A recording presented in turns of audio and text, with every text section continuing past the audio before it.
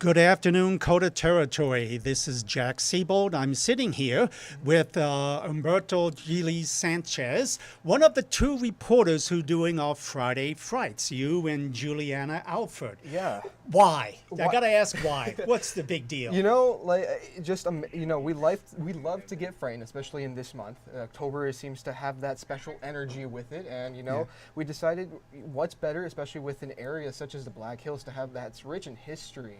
To go out and find these places, whether it's a haunted house or a haunted location that people know of. We did the Bullock Hotel. Yeah, well, now that you mention it, the Bullock and the ghost, I think my wife and I have stayed there. My wife's upset she's never seen a ghost there. Oh, man. But it caused me to do a Google search for what is it about Halloween? What fears do we have in Halloween? And you'll be surprised on some of the answers. Now, I have to refer to my notes because I'm old and I forget. Anyway, spiders up there, arachnophobia. That's why, Halloween you have a lot of spiders dangling around and everything. Snakes. We have some people in the newsroom are petrified of snakes. Oh, death.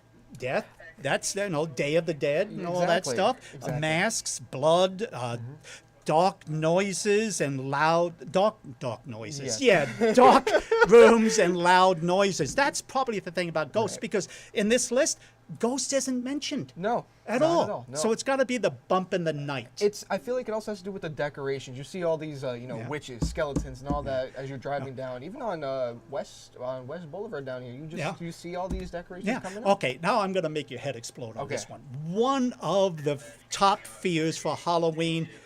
Vegetables. I'm not, I'll agree with that. You agree? I'll agree with that one just for this. But why? I have a theory, but I was asking you. Do you have an idea of why?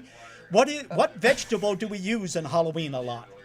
Pumpkins. There you go. Yep. People don't like the pumpkins for some reason. Would it be considered a vegetable since it does have a seed?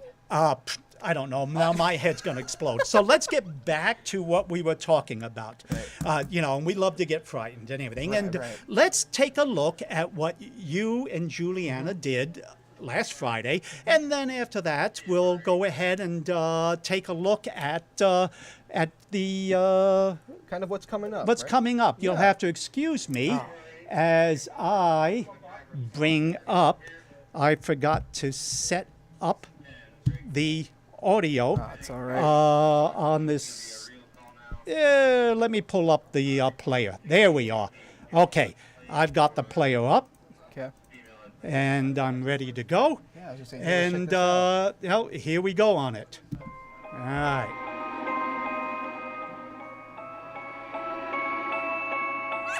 Welcome to the first episode of Friday Frights. The series where we hope to give you goosebumps or at least make you think. To kick off our first episode, we will take you to the Bullock Hotel in Deadwood to get some history of the place. We talked to an employee and some paranormal investigators regarding the hotel's paranormal activity and learned a little bit more about the hotel's history. Let the first episode of Friday Frights begin. If something does go bump in the night, by all means, let me know, because it just continues to evolve this ever-changing story that is the Bullock Hotel. The city of Deadwood has a population of around 1,200. However, with the small city comes a big history, especially for some of the buildings in the town. They built the building we sit in 1879 as a warehouse, survived the big fire, they lost the hardware store, rebuilt the hardware store, they lost it again in 1894, and that's when they decided to build the hotel. With the old age of the hotel comes prominent Wild West figures such as Calamity Jane, Bill Hickok, and Seth Bullock, the original owner of the hotel that doesn't seem to want to leave. Buildings tend to imprint energy sometimes, and with the water and the different kinds of walls like limestone, a lot of stuff will collect that energy. That energy is what various mediums have felt as they've worked to contact the spirits. I do know from several mediums that have come through, we have at least 6 named spirits that run the building and about 20 to 25 more that we don't know their name but still hang out. But the Bullock Hotel isn't the only place with history. It seems like the entire town of Deadwood is full of visitors from the past.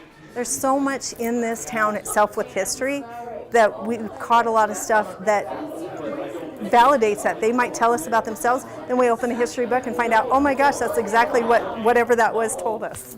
If you come to Deadwood, there's such an energy in Deadwood, like I said. Don't be surprised if something does go bump in the night. As we dive into the world of the unknown. We would like you to join us and send in suggestions of places we could cover next time on this October special series of Friday Frights. In the meantime, helping you stay in the spooky spirit, I'm Humberto Giles-Sanchez. And I'm Juliana Alford. Stay spooky. Okay, that was our Friday Frights from last week, but you've got one coming up this week. Yes, we do. What are we doing? We're doing Haunting Camp Abies.